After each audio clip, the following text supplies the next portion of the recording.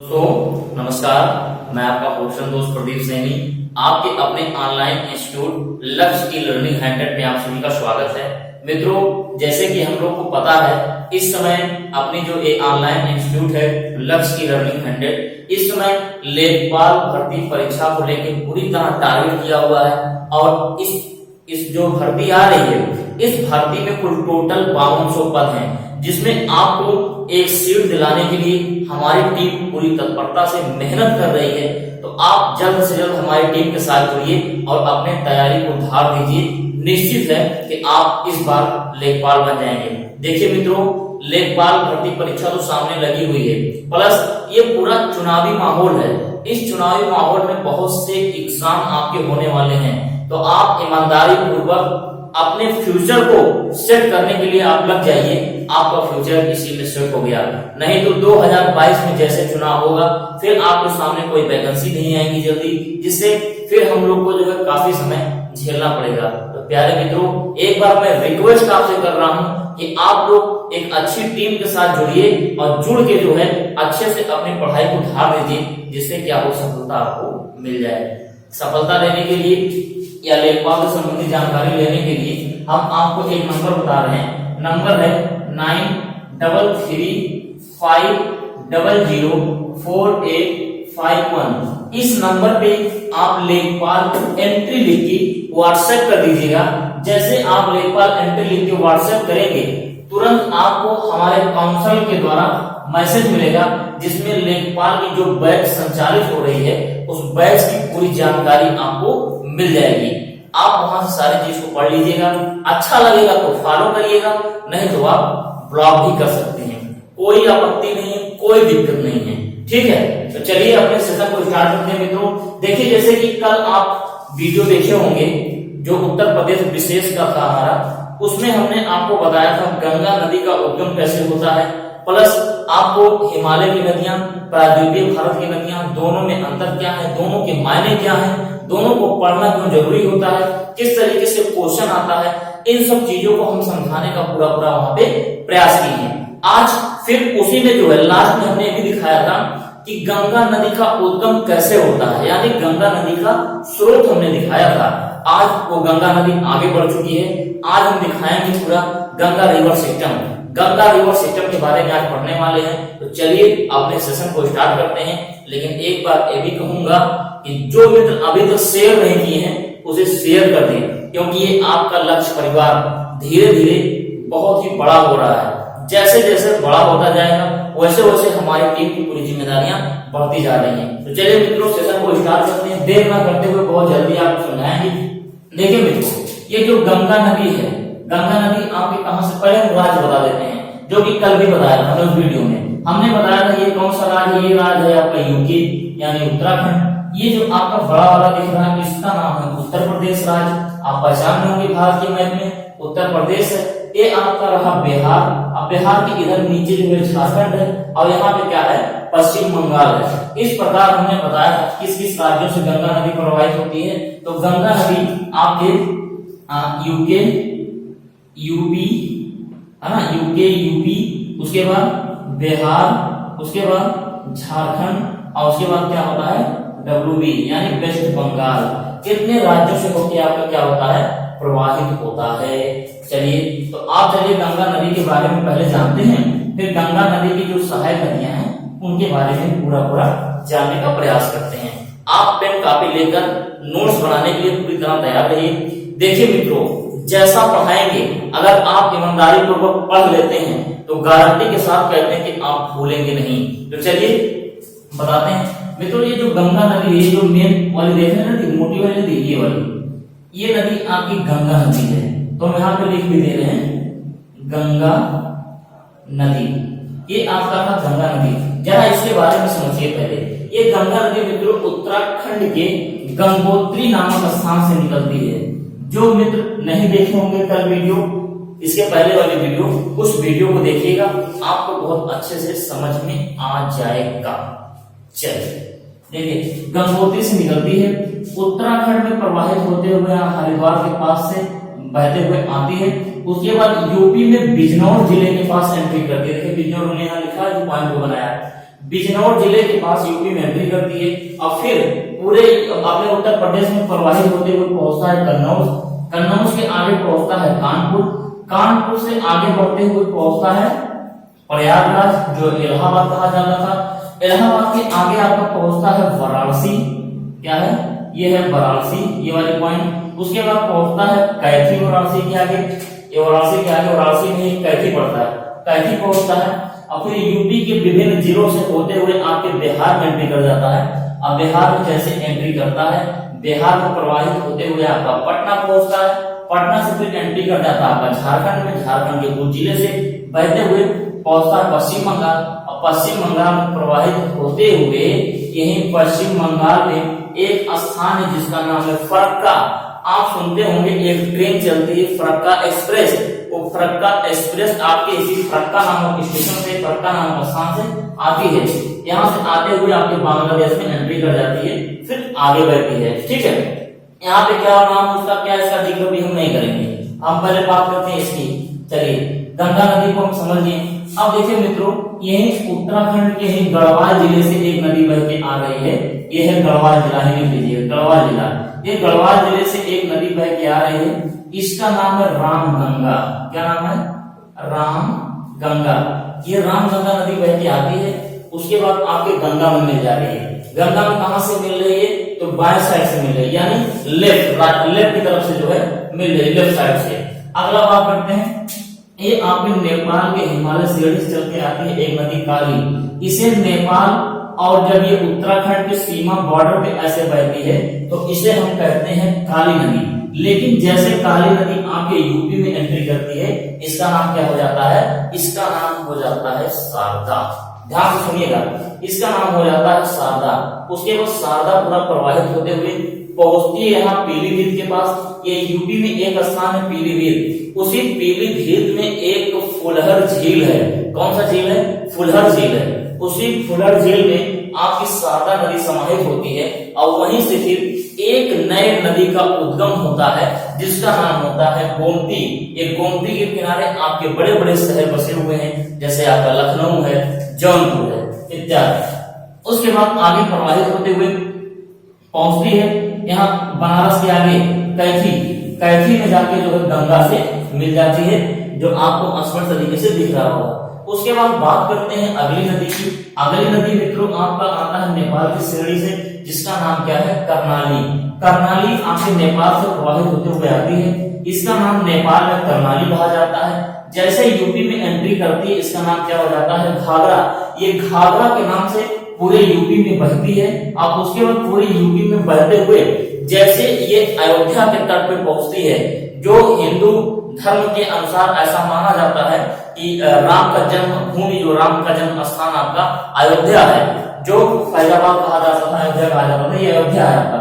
अयोध्या के पास जब ये पहुंच रही है, अयोध्या के पास जब ये पहुंचती है तो अयोध्या के पास इस नदी को जो है सरयू नदी के नाम से जानते हैं। किस नदी के नाम से जानते हैं? सरयू नदी के नाम से जानते हैं। लेकिन जैसे अयोध्या फिर छोड़ती है, तुरंत ये घाघरा में कन्वर्ट हो जाती है और घाघरा नदी के नाम से जाना जाता है।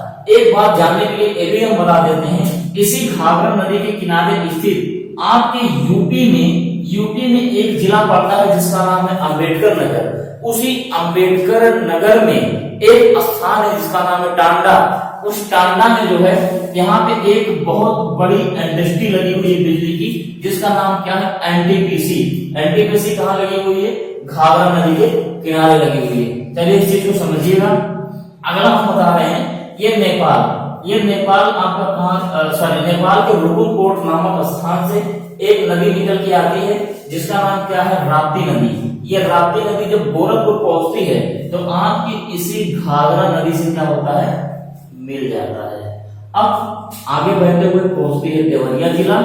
देवरिया जिला आपके घाघरा नदी बहती है, पहुंचती है, उसके बाद कैथी के पास पहुंच के आपके गंगा नदी से मिल जाती है। तो आई होप मित्रों इतना आपको समझ में आ गया होगा। आप परेशान बिल्कुल न रहें, अभी हम साइड होंगे और आपको स्क्रीनशॉट लेने का मौका देंगे। चलिए अब बात करते हैं गंडक की।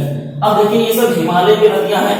हमने कहा था कि हिमालय की नदियों में जब कल बताया था कि वर्षवाहिनी होती है, सदा नीला होती है और जल इसमें भरा होता है, इसे युवा अवस्था की नदियां भी कहते हैं। गंडक नदी यहाँ से निकलती है, उसके बाद यूपी में एंट्री करती है, यूपी में एंट्री करने के बाद बिहार में एंट्री करती है और पहुंच जाती है छपरा। छपरा के पास पहुंच के आके गंगा नदी से मिल जाती है। इसके बाद हम बता रहे हैं आपको जो है बूढ़ी गंडक। बूढ़ी गंडक आके नेपाल से आती है, बिहार में एंट्री करती है, गंगा से मिलती है। अगला नदी देखिएगा, बहुत ही इंपॉर्टेंट नदी, इसको याद कर लीजिएगा। इस नदी का नाम है कोसी नदी।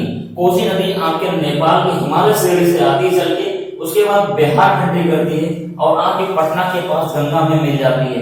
इधर से मिलने वाली नदियां सब बाएं तरफ से मिल रही देख रहे हैं ना, मतलब ये नदियों का धारा ये है, इधर हमारा हिस्सा कौन सा हाथ, ये बायां हाथ है, तो बाएं तरफ से मिलती है।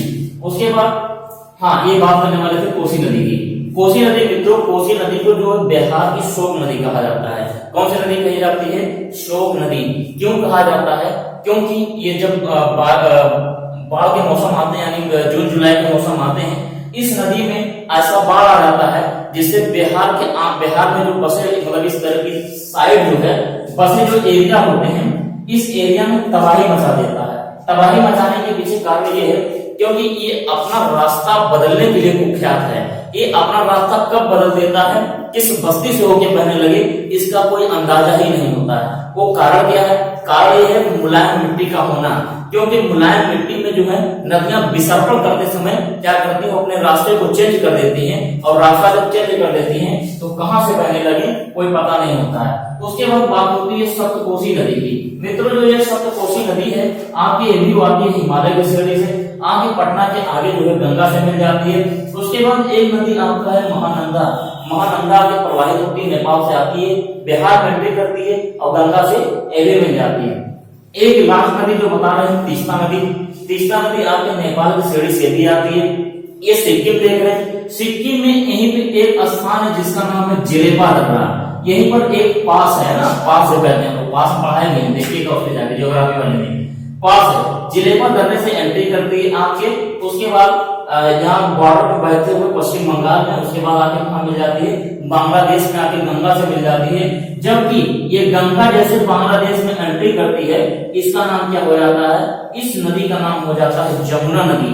एक नदी यमुना है और एक नदी जमुना है, दोनों नदी में कभी कंफ्यूज नहीं होना। जमुना आपका बांग्लादेश में बहता है, जबकि यमुना आपका कहाँ बहता है? यूपी में बहता है। यमुना नदी, इस चीज को समझे। चलिए एक बार फिर पुनः कहना चाहूंगा, जो भी डेडिकेट होके तैयारी करना चाहते हैं लेखपाल की, नंबर दिया गया है 9335004851। इस नंबर पे आप लेखपाल एंट्री लिख के व्हाट्सएप कर दीजिएगा, जिसपे सारी जानकारी आपको मिल जाएगी। चलिए आगे बताते हैं मित्रों, ये जो आपकी गंगा नदी है, ये गंगा नदी पूरे भारत की सबसे लंबी नदी है। ध्यान सुनिएगा, पूरे भारत की सबसे लंबी नदी है। अगर पूछ ले इसकी लंबाई कितनी है, बहुत आसानी से याद कर लीजिएगा, 25-25। कितना? 25-25। इसका मतलब 2525 किलोमीटर इसकी लंबाई है। क्लियर? ये भारत की सबसे लंबी नदी है और पुराने सनातन धर्म के मान्यता के अनुसार जो है भारत की सबसे पवित्रतम नदी है। कहां से निकलती है? गोमुख से गंगोत्री नामक स्थान से निकलती है। चलिए अब हम बात करने वाले हैं आपको यमुना नदी। यमुना नदी के बारे में बताते हैं। देखिए मित्रों, ये रहा आपका यमुना नदी। यमुना नदी निकलती है उत्तराखंड से, उत्तराखंड के यमुनोत्री नामक स्थान से। यमुनोत्री नामक स्थान से निकलती है उत्तराखंड में, यूपी के सहारनपुर जिले में एंट्री मारती है। यूपी के सहारनपुर जिले में एंट्री मारती है। उसके बाद आगे प्रवाहित होते हुए आपका यहीं पर दिल्ली भी बसा हुआ है। आगे फिर आगे बढ़ते हुए पहुंचती है यहाँ पे आगरा, हमीरपुर, विभिन्न जिलों से होते हुए आगे पहुंच जाती है प्रयागराज, जिसे हम लोग इलाहाबाद कहा करते थे। ठीक है, ये प्रयागराज पहुंचती है और दाएं तरफ से देखिए, गंगा के दाएं तरफ से, मतलब ये दायां हाथ है राइट, ये क्या है लेफ्ट है, तो मतलब दाएं तरफ से मिलती है। दिशा का बहुत ध्यान दीजिएगा, दाएं तरफ से आपकी यमुना जो है कहां मिल जाती है? गंगा से मिल जाती है। अब गंगा की जो सहायक नदियां हैं, एक यमुना की जो सहायक नदियां हैं, ये भी सब दाएं से ही मिल रही है। कौन कौन है इसको देख लीजिए। एक आपका रहा गंभीर नदी, हम इधर हो जाते हैं, समझाने में आसानी होगा। एक रहा आपका गंभीर नदी। गंभीर नदी आपके जयपुर यानी राजस्थान राजस्थान में एक पहाड़ी जिसका नाम है अरावली, सुने होंगे ना, भारत का सबसे प्राचीन पर्वत, उस पर्वत से निकलती है और पर्वत से निकलने के बाद यूपी में एंट्री करती है। यूपी में एंट्री करने के बाद आपकी कहां पहुंच जाती है, यहाँ पे यमुना से जो है मिल जाती है। उसके बाद अगली सहायक नदी बनास है। बनास जो है यूपी में एंट्री करती है, आके यमुना से मिलती है। फिर देखिए चंबल एक सहायक नदी है, चंबल में एंट्री करती है, आके यमुना से मिलती है। और चंबल की एक सहायक नदी है मित्रों जिसका नाम है सिंध, और सिंध की काली, और काली की एक सहायक नदी जिसका नाम क्या है, सिंध नदी है। गर्मी बहुत हो रहा है इस वजह से हम जल्दी जल्दी पढ़ा रहे हैं, इसके लिए आप लोग घबराइए नहीं। आप वीडियो की स्पीड जो कम कर दीजिएगा, एकदम स्लो मोड पे भी देख सकते हैं आप लोग, ठीक है। स्पीड को सिंध है, सिंध देखिए आपके औरैया जिले में एंट्री करती है और आगे आगरा के पास कहां मिल जाती है, यमुना से मिल जाती है। यानी कभी आप ताज नगरी देखने जाएंगे, आगरा नगरी देखने जाएंगे, तो आप कहां पहुंचेंगे, यहाँ पे जब पहुंचेंगे आप तो यमुना को देखेंगे जिसके किनारे ताजमहल बना हुआ है, जो अपनी बेगम के लिए बनवाया था। कौन बनवाया था कमेंट करके बता दीजिए, ठीक है। सिंध नदी, उसके बाद सिंध के बाद एक आता है बेतवा नदी। बेतवा नदी ललितपुर में यूपी में एंट्री करती है और फिर यमुना में आके हमीरपुर के पास यमुना से मिल जाती है। अगला आपका केन नदी, टोंस नदी, तमसा नदी। एक बहुत इंपॉर्टेंट नदी है जिसका नाम है सोन नदी। ध्यान दीजिएगा, ये टोंस है और ये सोन है। ये जो है एमपी के अमरकंटक नामक पहाड़ी से निकलती है, यूपी में एंट्री करती है। इसका नाम लिख देता हूं, सोन नदी। सोन नदी अमरकंटक से निकलती है, यूपी में एंट्री करती है। उसके बाद झारखंड में, झारखंड से आगे पहुंचते हुए कहां पहुंचती है, बिहार में। अब पटना में आगे कहां मिल जाती है, इसे मिल जाती है गंगा से मिल जाती है। किस साइड से मिलती है, राइट साइड से मिलती है ना, दाहिने हाथ से मिलती है, दाहिने तरफ से मिलती है। तो मित्रों ये सेशन आपको बहुत अच्छा लगा होगा, एक ही चीज आप बहुत अच्छे से समझे होंगे। हम स्पीड से बताने का प्रयास किए हैं, आप जो है वीडियो को स्लो मोड पे भी करके आप देख सकते हैं। स्पीड जो है आपके यूट्यूब पे स्पीड कम करने का ऑप्शन भी देता है, आप वहां जाके कम करिएगा। आप वीडियो को बहुत आराम से पढ़ाते हुए हम दिखाई देंगे, आप वहां जाके देख लीजिएगा। चलिए हम आपको 20 सेकंड का समय दे रहे हैं, इसके साथ ले लीजिए, फिर आगे बात करते हैं। चलिए हम उम्मीद करते हैं कि आप इसके साथ ले लिए होंगे और एक एक चीज बहुत अच्छे से मैंने समझा दिया। गर्मी बहुत हो रही है, देख रहे हैं पसीने से पूरा भीग गया हूं, तो उम्मीद करते हैं कि बहुत अच्छे से आपको समझ में आ गया होगा। एक बार पुनः कहूंगा कि जो भी मित्र अभी तक चैनल को सब्सक्राइब नहीं किए, चैनल को सब्सक्राइब कर लीजिए, बेल आइकन को प्रेस कर लीजिए, और अगर अच्छा लगा हो तो एक थम्स भी लगा दीजिए, लाइक कर दीजिए। और जो है अगर जानकारी लेखपाल से संबंधित लेनी है तो आप दिए गए नंबर 9335004851 पर लेखपाल एंट्री लेके सेंड कर दीजिए। इसी के साथ अपनी बारी को विराम देता हूं। बहुत बहुत धन्यवाद।